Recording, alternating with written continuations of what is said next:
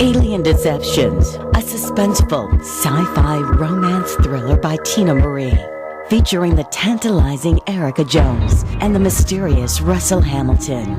An out-of-this-world book of fiction based on years of document facts and files the government does not want you to know about, at least not yet. Alien Deceptions by Tina Marie. Available now at Amazon.com or get a signed copy at TinaMarieEntertainment.com. Get your copy now. Restricted airspace. Broadcasting from a secret location. A location the government insists does not exist. You're about to enter Restricted Airspace. With your host, Tina Marie. The unusual, the unexplained, the forbidden, conspiracies, the things you're not supposed to talk about. We do. This is Restricted Airspace. Now, your host, Tina Marie. We've locked out the zombie, turned on the digital EVP, and are unleashing up watch across the Vegas night sky to wake the dead. A big welcome to all my friends and fans of the paranormal, tuning into KDWN 720 AM in the Las Vegas Valley, across the pond in the UK, as well as from the grave. I am your host, Tina Marie, and this is Restricted Airspace, the show that's not afraid to talk to the dead. So sit back, turn up your radios, and as always, remember, question everything, trust no one.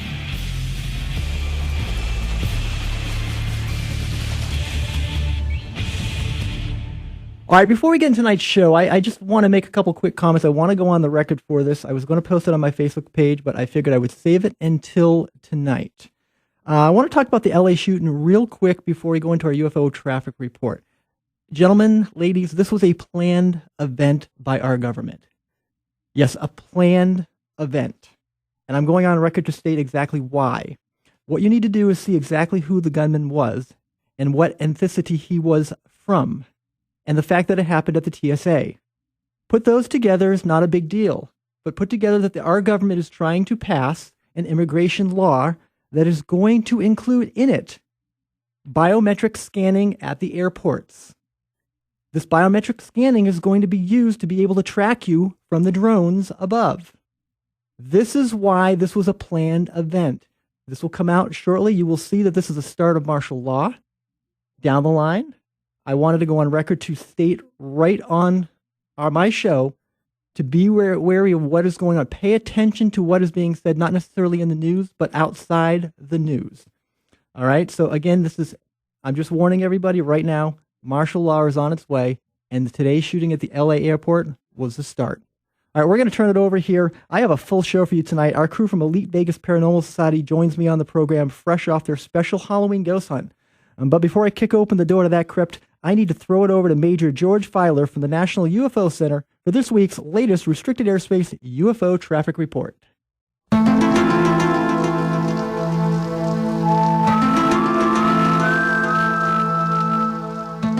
Hi, this is George Filer. I'm the regional director for the Mutual UFO Network, or MUFON, and we conduct investigations of various UFO sightings that are reported from around the world. During the summer, we had 2,000 reports a month, and as the weather cools, we're getting about 1,600 reports. I chase UFOs while I was in the Air Force, and these objects are very important to our nation and should be investigated. We've had some interesting reports just recently in Nevada. Witness was a passenger flying to California from Illinois on October 20th. He looked out the window of the aircraft over Carson City, Nevada, to see this massive, dark, egg-shaped object flying next to the plane. He took some pictures of it and then a video. When the object changed direction, it started flying away from the plane and eventually just went out of sight.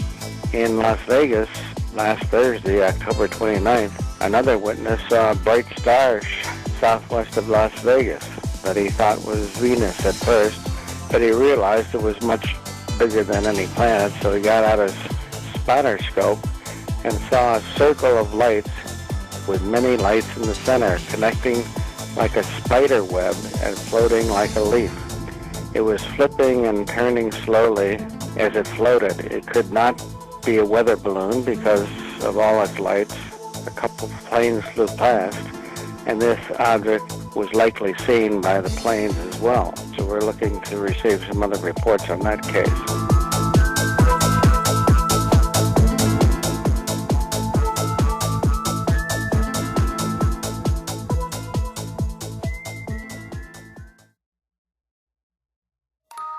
They say that if you listen real close to your radio, that hidden within the static, the voices of the dead try to speak.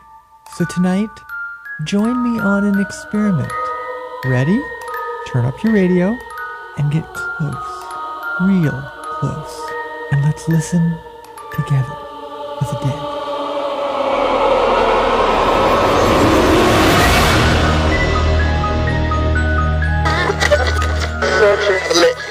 It's equally valid.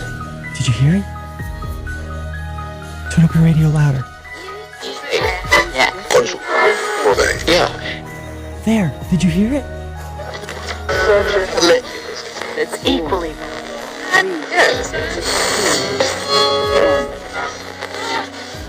Wow, I mean, this is like, I don't know if this has ever been done on radio before. This is just incredible. Did you hear that? It's like a woman's voice in the background. You can just barely hear it, but you can hear a woman's voice. It's almost like she's, I want to say, counting down. This is just, you know what?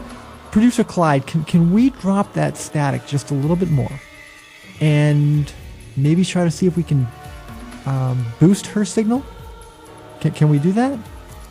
Okay, Producer Clyde is saying that we can do that. He's going to run it through the EQ. So while he sets that up, I want you to turn your radios up as loud as they possibly can go, and we'll see if we can make out what she's trying to say. So, wow, this is just great. All right, Producer Clyde's telling me we're all set to go. So we're gonna repeat it again. So get those radios turned up really, really loud, and let's see if we can hear what she's trying to speak from the other side. In 5, 4, 3, 2, it's equally 1.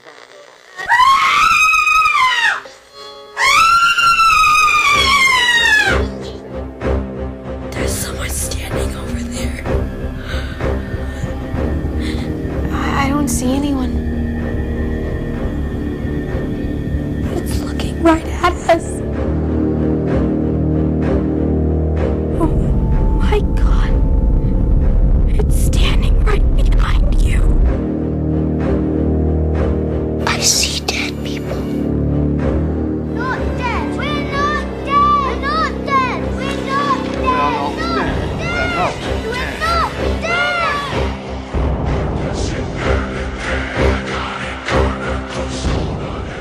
They're here. The idea of ghosts and spirits transcend even the earliest of mortal writings. Every religion, geographic region, and culture has their own names or beliefs when it comes to the undead. For example, shamanism believes that each person has a benevolent or malevolent spirit following them around, and one merely needs to tap into the spirit's power for help. Part of the New Testament considers those that try to talk to the dead as not being with God. When it comes to the afterlife, everyone has their beliefs and opinions, but one thing remains constant: that ghosts and spirits do reside within this world. My guests, the Elite Vegas Paranormal Society, make a living of heading into the unexplained when others turn and run. They live for the night and the shadows of the voices that haunt them. Their years of professional expertise have uncovered things that would make even the strongest turn and run in fear from the unknown. They've been featured on such shows as Haunted Collector, Naked Vegas, The Morning Blend, as well as the Sci-Fi Channel. They're respected as well as revered investigators into the paranormal and known worldwide for their haunted ghost tours out at Bonnie Springs Ranch here in Nevada. In addition, if that wasn't enough, they organize and host the largest Las Vegas Paranormal Paracon conference every year here in Las Vegas.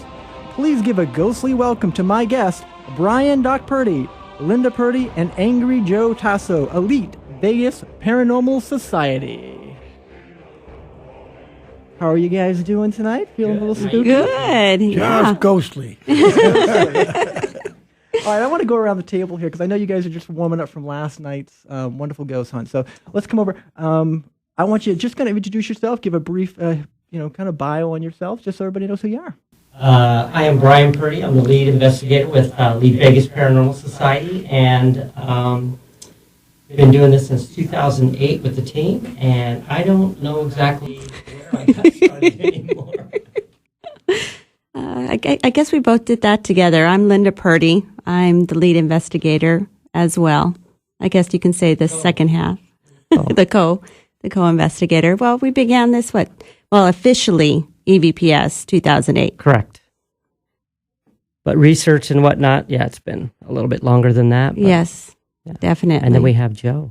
Yeah, you bet. Angry Joe. I've been with EVPS for a couple of years now and loving it.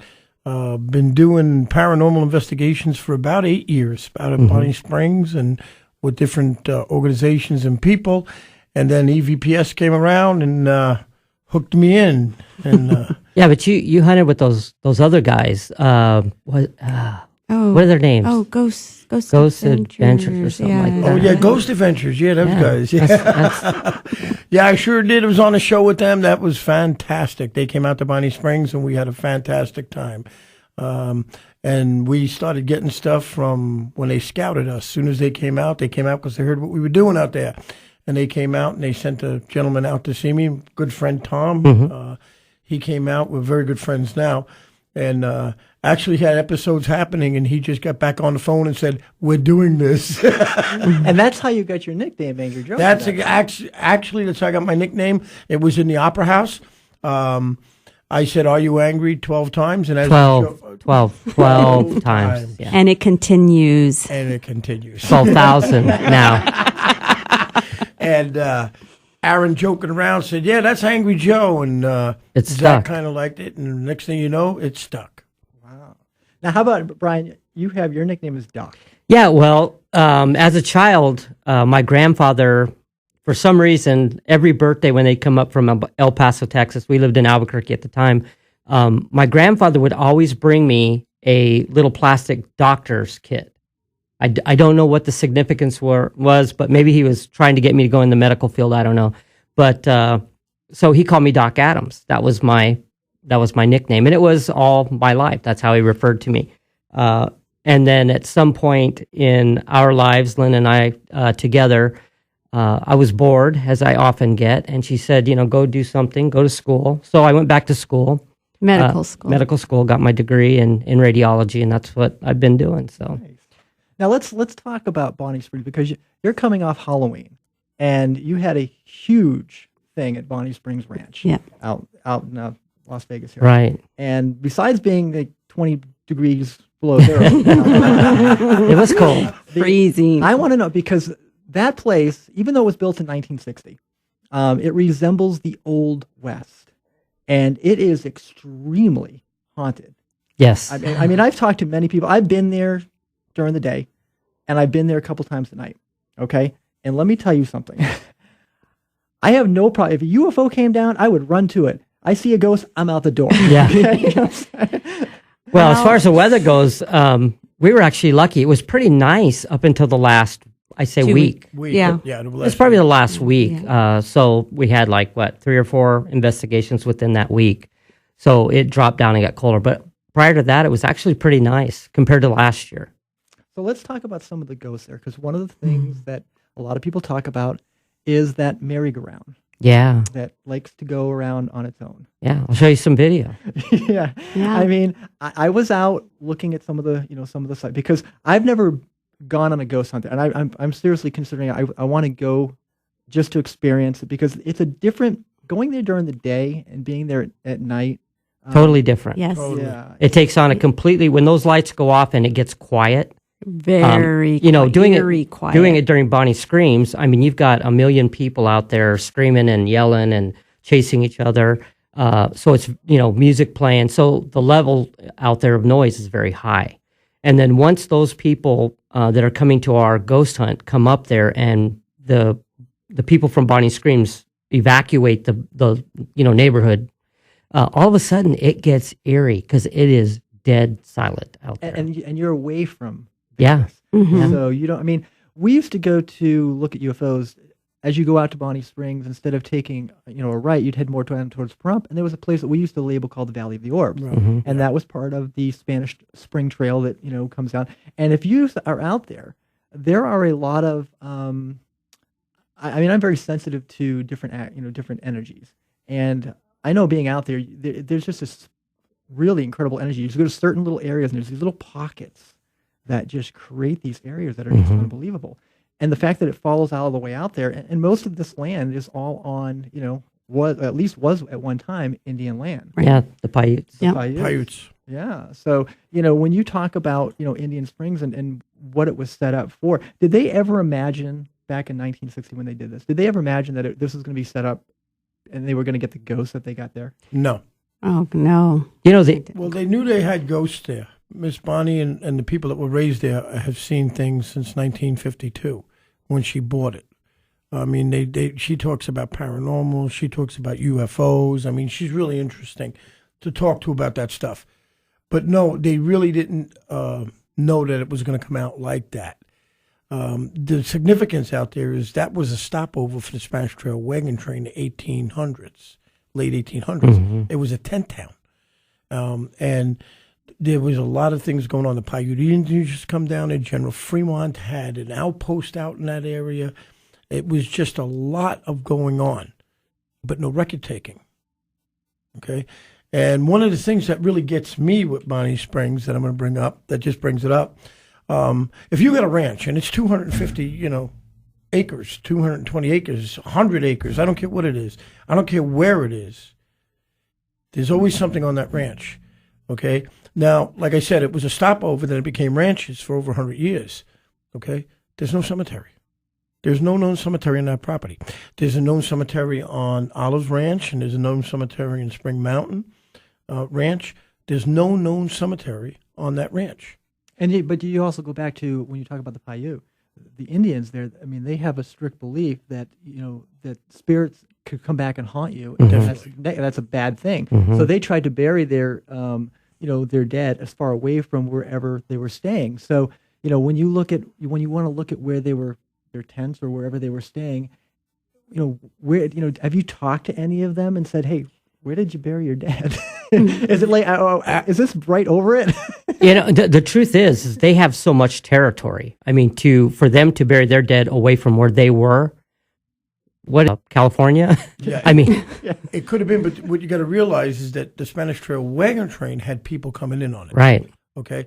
So you had what back in those days they called, and I'm not offending anybody, but they called them dudes because they didn't know anything about the West. They didn't know what they were doing. They were New Yorkers like me. Okay. Coming out and going west. They didn't know what they were doing. That's why they hired wagon masters and gunfighters and all that to be with them, to take care of them.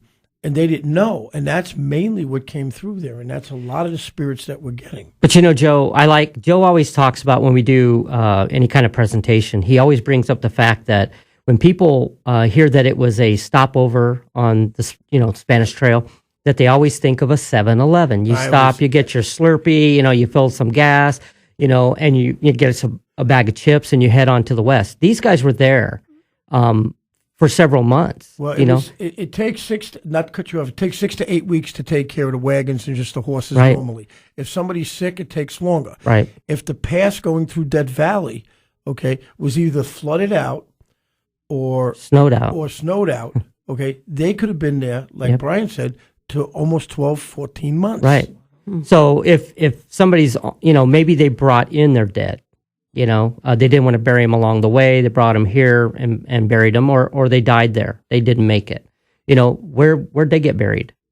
Right. I mean, it's really interesting. And people ask us that all the time, what is the history of the haunt? And the truth is we don't know. Is it Paiute? Is it settlers coming through on the Spanish Trail? Or did it come with the buildings? Those buildings aren't original. They were somewhere else, and they were brought in. They were brought in, yeah. So they were bought, whatever they were bought on that property, torn down, moved to Bonnie Springs, and re-erected. Some of them were actually what they were. Some of them, they don't know what they were.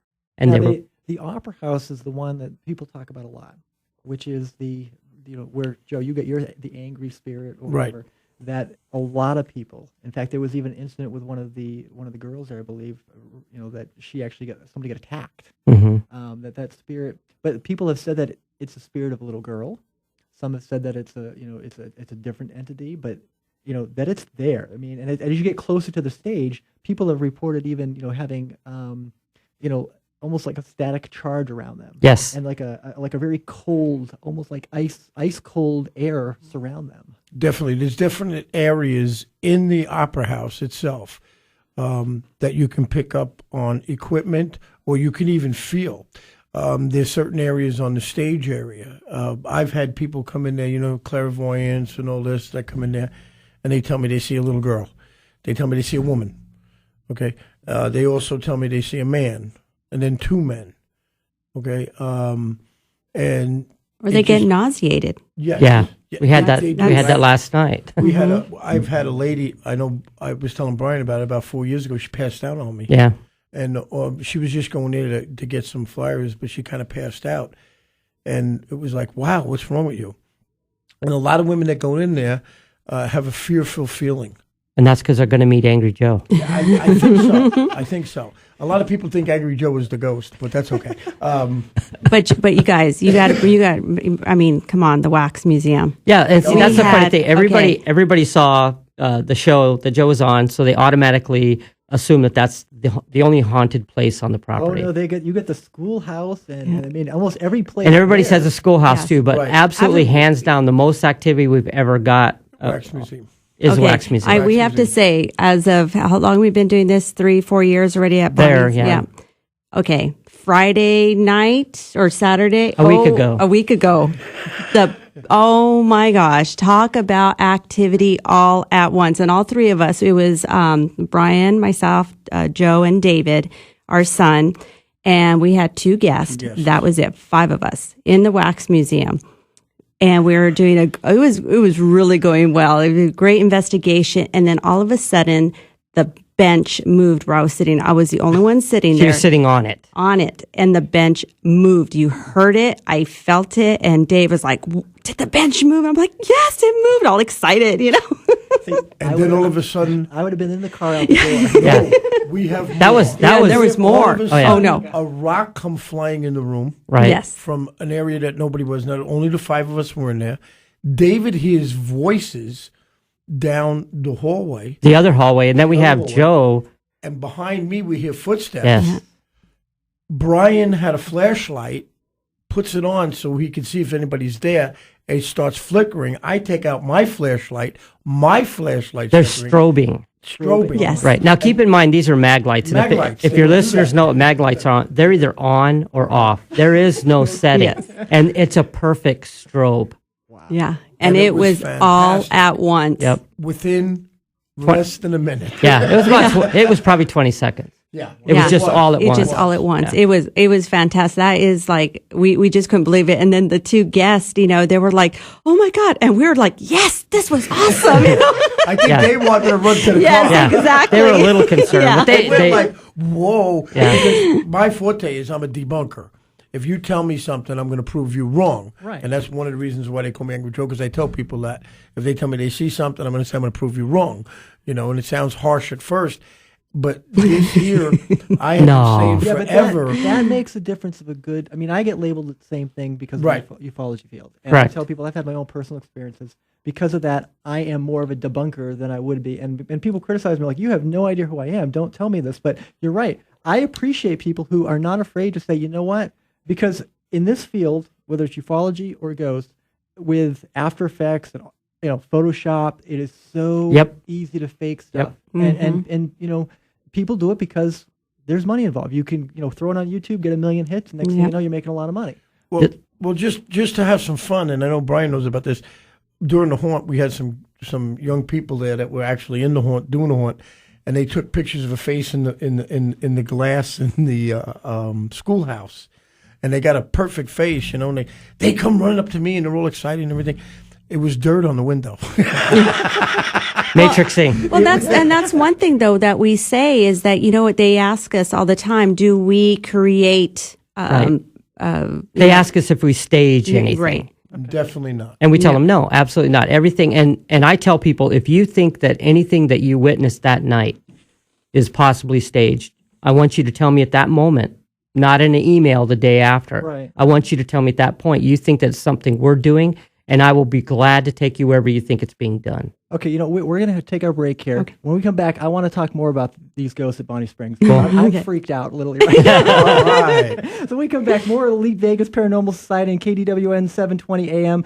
I am your host, Tina Marie, and you're listening to Restricted Airspace, Vegas' hottest new connection to all things paranormal, from ghosts to the UFOs, conspiracies, and everything in between.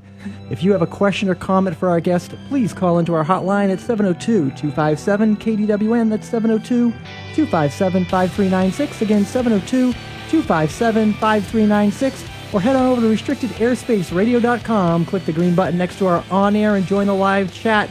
Right now, Breaking Benjamin, Anthem of the Angels, taking us out. White walls surround us. No light will touch your face again. Rain taps the window as we sleep among the dead. Days go on forever, but I have not left your side. We can chase the dark together. If you go, then so will I. There is nothing. We will return to Restricted Airspace with Tina Marie after this. Alien Deceptions, a suspenseful sci-fi romance thriller by Tina Marie, featuring the tantalizing Erica Jones and the mysterious Russell Hamilton. An out-of-this-world book of fiction based on years of document facts and files the government does not want you to know about, at least not yet. Alien Deceptions by Tina Marie, available now at Amazon.com, or get a signed copy at TinaMarieEntertainment.com. Get your copy now.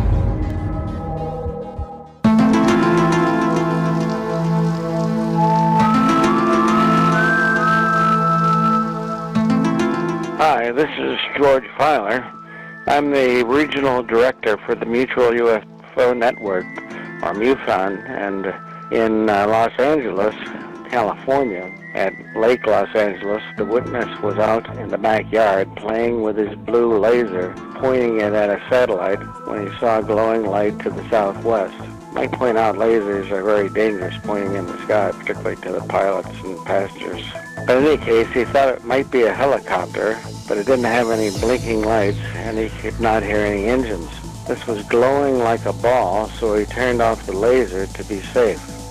No navigation lights were visible. No way could it have been a plane or a helicopter, because it did not have any navigation lights. It just looked like a gold ball glowing in the air and moving northwest. You can report your sightings to MUFON.com, and you can see the photos at the National UFO Center.com. That's my website, and the photos are put in there. We're getting reports from all over the country and all over the West on a regular basis. We had an interesting sighting in Oregon. It started in January and has been almost every night since January near the town of Sweet Home, Oregon. It has a pulsating activity and changes colors. On October 21st, the witness went outside to look at the full moon to the west and noticed a color-changing orb seemed much brighter and much closer. And this time it was in the east, and he spotted another one at the tree line under the moon. The point is that people are seeing UFOs all over the West and, frankly, all over the country. You can report them to MUFON if you see something yourself at MUFON.com, or look at the NationalReportingCenter.com, and you'll see the pictures for there to view. And we'll talk to you again next week with the latest sightings.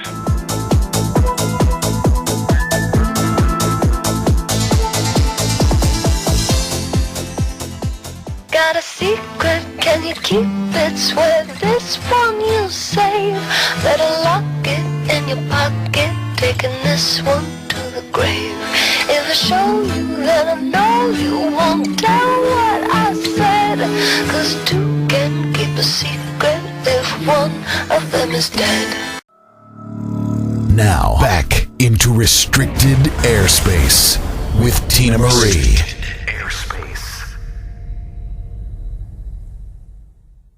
I'm a killer, cold and wrathful, silent sleeper. I've been inside your bedroom.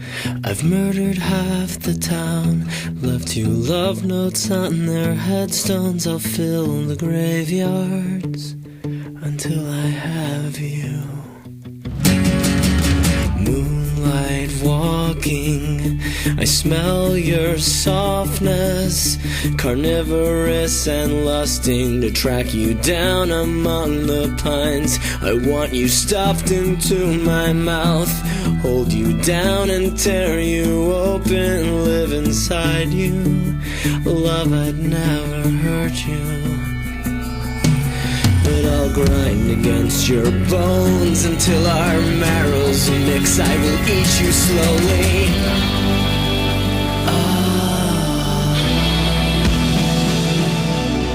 The horror of our love. Never so much blood pulled through my veins. Welcome back to Restricted Airspace. I am Tina Marie. That was The Horror of Our Love by Ludo. Links to that song and all songs each week are featured on my website, restrictedairspace.radio.com. Follow the links on the homepage or fly on over to the archive page and click the link to this show. Do you have a CD or song you might want featured on this show? Maybe a conference or event you want featured? Have a new book that deals with UFO, ghosts, conspiracies of the paranormal? Or would you like to be a guest on this program? Then drop me an email at tinamarie@restrictedairspace.radio.com. Now let's get back to our guest, Elite Vegas Paranormal Society. Now, was I sick on that song or what? Oh, No. I love Very it. appropriate. I love it. my producer's up there just shaking his head, looking at me, going, "Something we don't know about you?" That's right. I have my own ghosts. Now let's get back to it, because I am really fascinated with Bonnie Springs, because people, when they think of Vegas, they think of the Strip, and they forget that there are, Vegas is old Vegas. I mean, Vegas has not been around, and it's new compared to, kind of this whole area. I mean, there's a history to this area. And I'm curious about, some of the other ghosts that you've seen, because there are numerous. I think from when I went online, almost every building there has some form of activity at one point Yes. or another. Yes, the whole property, actually. Yeah. Not just the buildings. Yeah, it's the property itself. Yeah. We see stuff outside as well. Now, you talked about what happened last. What is besides even Bonnie Springs, what is the scariest? What is the scariest thing you were doing something and you went, oh my God, is there anything that's freaked either of you out? I have to say, I haven't really been freaked out. Like I said, I get excited, so it's more excitement than freaked out, Yeah, I've never had anything happen where I went, am I doing the right thing? Yeah. Should I be doing something else? No, I really haven't had anything that's scared me. Yeah. I've had things happen to me that scared her. Yeah, that kind of took over. But yeah, everybody. Yeah. But to be like, wow, freaked out, and nothing as I of can't yet. say that I have. Well, now, if my listeners want to go out and they want to go join you for a ghost hunt at Bonnie Springs, how do they go about doing that? They can go to www.ticketleap.com and they can look up Bonnie. Yeah, look up, what's that? How many W's did you add there? The more W's, the better. Everybody knows that. This is actually 2013. They don't do W's anymore. Just ticketleap.com. Or you can go pay at the door, just arrive about 30 minutes prior. It's $60 per person. Cash or credit card. Cash or credit card. And it's 3 hours. Yeah. See, 3 hours to go into that place. I mean, and it's funny is people pay to be scared like that. Yeah. Right. I mean, you're going to pay more you're going to spend more than that on the Strip in an hour. Right. Exactly. And the interesting thing is that a lot of the people that want to do this, they say, oh, I want to go to Goldfield Hotel. Oh, I want to go Linda Vista. They have to understand that these people don't just say, yeah, come on down. We'll let you in our doors for, 6 hours and you can do what you want. You pay dearly to get into those places. Right. And the fact that you can do Bonnie Springs for 3 hours for a simple $60, why that seems a lot to a lot of people, that's a deal. And use our equipment. And it's that's the key. Yeah, and use the equipment and have investigators there that know the place and know the area, know what they're doing, and you're going in there with them. And like you just said, it's a scary thing. We find a lot of people when they come in there scared, but you really get into it. Yes. And you start hunting. Once you start hunting, the scare factor really goes away from even the people that does. Because you're focused on what we're doing and how we're doing it. So it kind of puts people at ease. We call it the Haunted Ghost Tour experience, but really it's not a tour. You are a ghost hunter for the night. You get to join the team. We call them guest investigators. So they get to basically everything they see in reality TV. Yep. They get to come down and experience it Yep. firsthand, which Oh, is yes. We'll put a night vision camera, Sony night vision camera in your hands. We'll put K2s, Ovilus, Ghost Box. I mean, they get to use, we have close to 15 cases of equipment.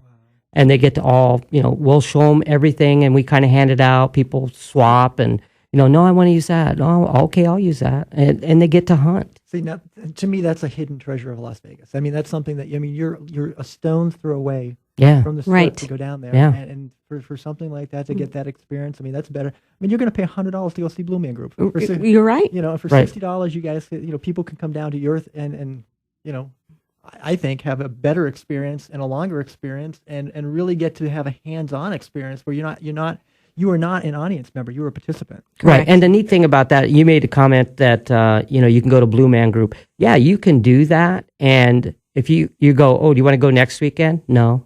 Well, we just saw them last weekend. Right. Ghost hunting's different because every night is different. Every scenario is different. So you can do this. We actually have people they follow us. They're out there every weekend paying. Well, every weekend actually, we go. It's the last Saturday of each month.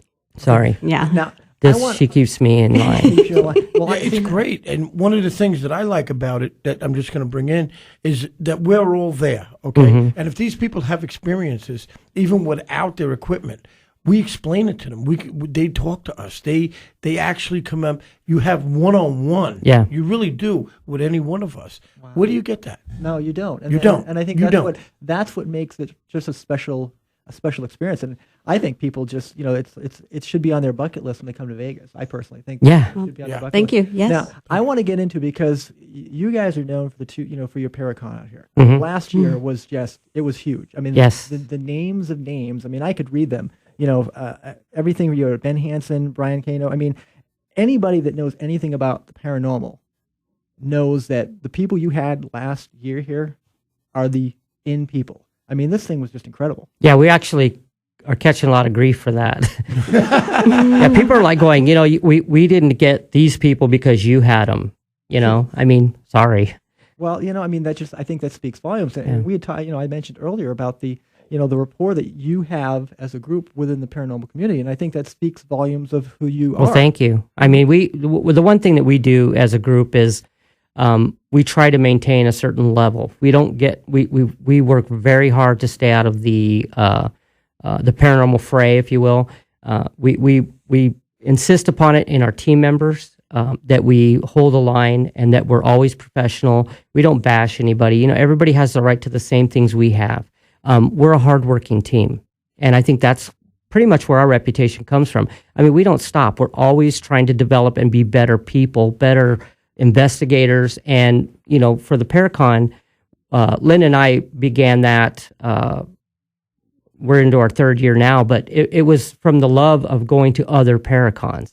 And we wanted one here in Vegas, and there wasn't one. And we thought, let's put something together and let's do it big. Let's try to do it Vegas style. And while we still see it as a small event, it's getting a reputation, and it's because we put our heart and our soul in it. And not just Lynn and I and David, but everybody on the team. I mean, we promote all the time, and we try to get the best people, It says something to me that when you have 25 celebrity guests, and at the end of last year's Paracon, they all come up to you and say, put me down for next year. Now let's talk about next year's, because you had it at Binion's this year. You did a ghost, and everybody knows that Binion's is like haunt capital, capital of Vegas.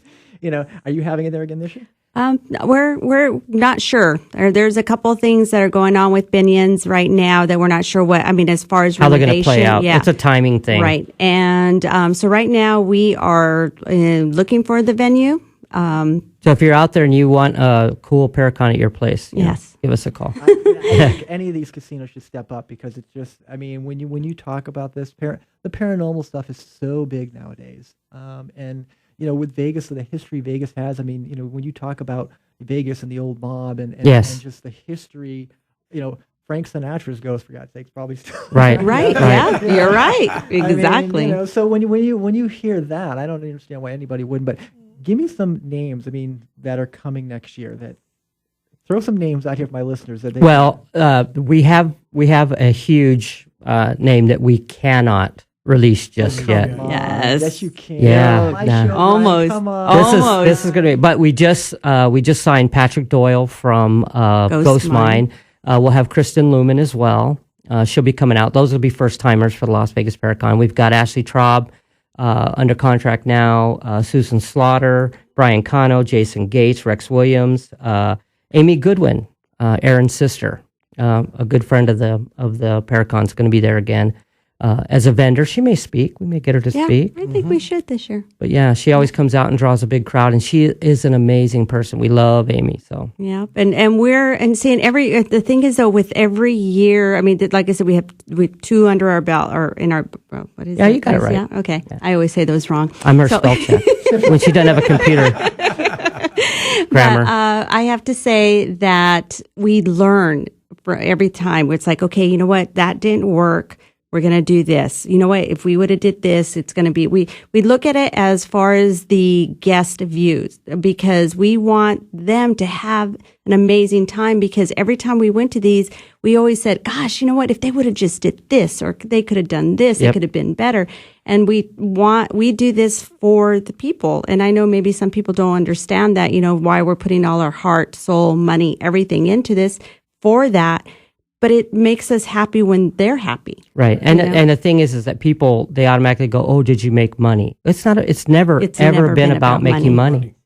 You with that comment there, you just got on my A-list because I am a firm believer that when people are passionate about something and they do it because they want to do it, not because they're looking at the golden egg at the end of the rainbow. Right. To me, I have a lot more respect in any of the paranormal fields when I hear that. Because I think too much nowadays, it's all about the brass ring. And people forget that, that we're all in this together. Set the egos aside. Yep. Let's do something that we want to do that you're passionate about. Because, I've talked to you before. I followed your post on Facebook as well.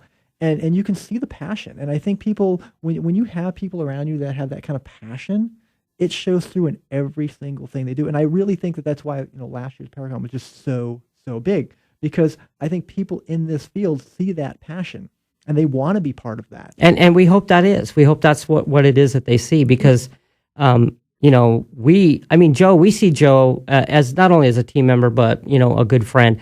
We see him a lot. And it's always a driving force for each and every one of us. Right. We're always talking about it. We're always saying, hey, what about this or what about that? And we, of course, not the whole team is here tonight, but we're always, like Linda said, trying to make it better for next year. And not just for us, although it is, because we said if our very first one at Bonnie Springs, we said, if it's just our team sitting in the front row, listening to these guys for a weekend, it is a success. That's right. Because we approach it as a fan. We're a fan of the shows. We're a fan of other teams.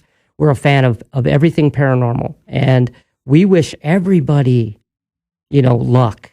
If now, do you have a date set? Do you have a date yes. set? What are the dates? August 22nd through the 24th. Okay, so my listeners need to put that on their calendar. Yes. Put it on your calendar. We will be... tickets will be going on sale in January 2014. And hopefully by then we're going to have a location locked down and our announcement of our featured guests for this year.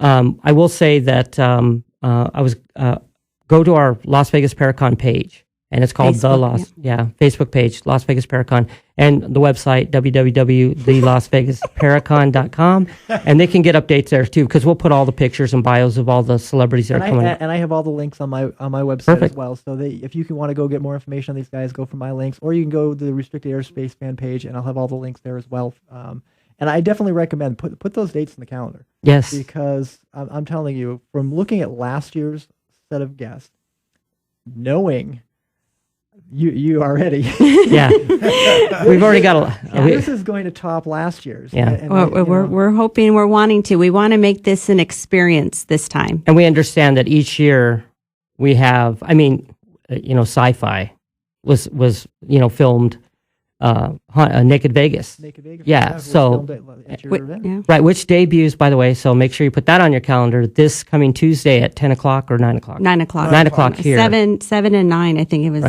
On Sci-Fi is the Naked Vegas episode that was filmed at our meet and greet, our Alien Tequila party. Abduction party. Yes. Spell check, thank you.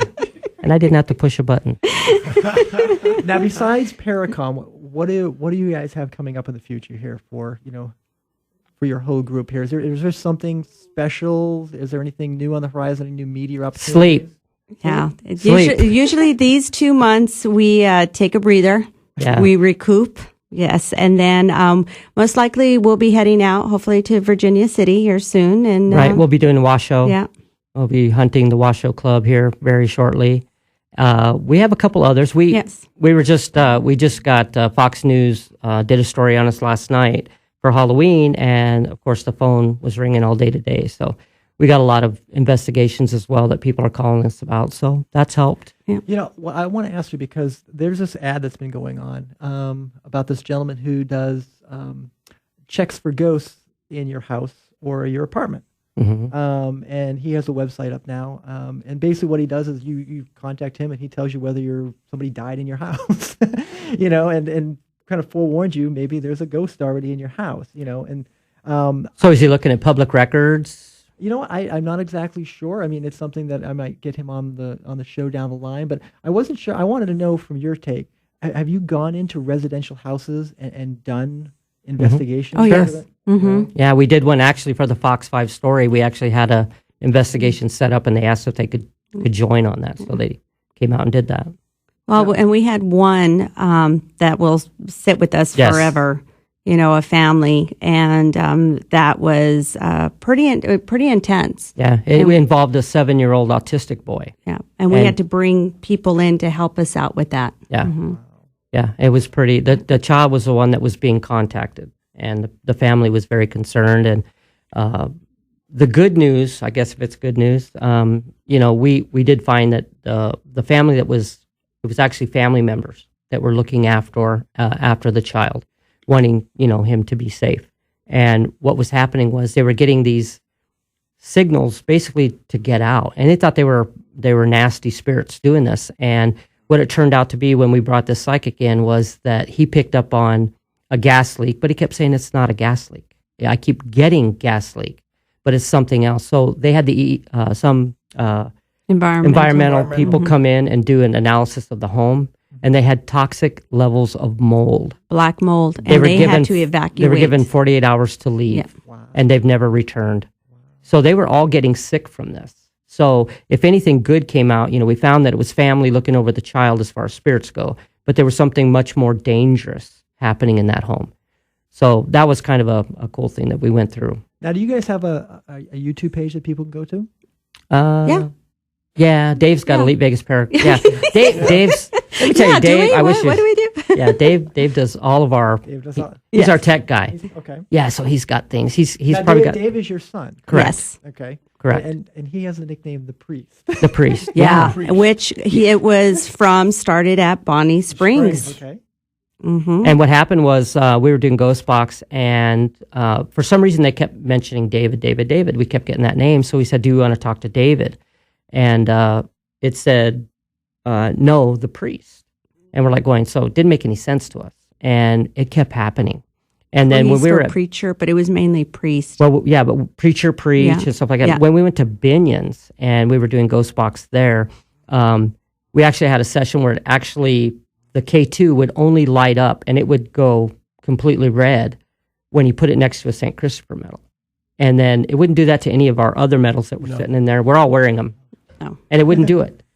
But it kept saying, David again, and we're saying, do you want to talk to David? And it says, preach, preacher, preach. And it says, are you afraid of David? And it says, yes, he's the priest.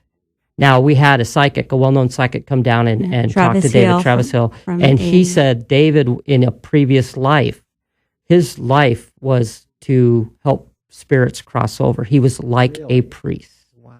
See? Priests in the human world. Correct. Yeah. So the spirits see $60, everybody, you need to go join them. Go join them. Have a blast. It's I'm telling you, it's something you need to do when you come out here to Vegas. And I have listeners all over the world. So when you come out to Vegas and make the trip, come out here and join you guys out there. And I wish you the best of luck. I really do. And I can't wait for Paracon coming up next year. Neither can we. I really can't. I'm going to be looking forward to that special guest. Maybe you can, Oh, yeah. kick it my way. Yes, we definitely will. And please come out for a ghost hunt. Yeah. We invite you. Be our guest. Yes. You come out. I'm going to be scared to death. We'll stick you in the saloon with Joe. That's it. Where the real spirits are. Yeah. Great. Yeah, so when my listeners find out the following week when I've died of a heart attack running out away from Bonnie Springs, but no, I mean, I think that's just, when we talk about ghosts and stuff like that, I mean, there are people, that I've talked to in this field that I think are hoaxers or fakes, and I've talked to people who are real. And I just want everybody to know that, Elite Vegas Paranormal, as far as I'm concerned, are on the top-notch list. Thank you. Thank you. We appreciate it. You do it right. And I appreciate you coming in here to the studio, with me, because it is late at night here. I know back home with my friends on the East Coast, it's 3 a.m, but for you, actually, this is just your time to get up. So yeah, you're just like, oh, let's go hunt some ghosts. Exactly. Right I should have had you brought your equipment, because we have ghosts in this studio. we can make that happen. And I appreciate what you just said, so I'm going to say, I'm not angry. Yes, he is. Joe is not angry. I have set the bar high here on this show. Well, anyways, I want to thank you guys for coming down here tonight at the studio here. Brian, Linda, Angry Joe, thank you so much for coming down. And listeners, I hope you get a lot. Don't forget to go check them out. Check out their websites. I'll have all the links on my website. So, definitely go to my page, check it out. The show will be up in a few hours. You'll be able to watch it if you forgot something. Right now, I also want to thank Mike McKenzie of MBO Productions. He does all of my production work here for the show. Mike does a great job. For information on him and Mike's company, you can go to my website, restrictedairspace.radio.com. Get all the links from the show from that. Big thank you also to Major George Filer from the National UFO Center for those great UFO traffic reports. I want to thank all my friends here at KDWN 720 AM for all their support, including Alan Stock, Angie Rush, our great program director, John Schaefer. Without his support, this show wouldn't happen. And also thanks, producer Clyde. Once again, rocking the house. Appreciate it. Thank you so much. And most of all, big thanks to all my listeners here to the Paranormal. Tune in next Friday night at midnight as my good friend from the UK, Malcolm Robbins, joins me to talk about paranormal case files from Great Britain, Loch Ness Monster, and his new book, UFO Case Files of Scotland. This is Restricted Airspace. I am your host, Tina Marie, and as always, remember, question everything, trust no one.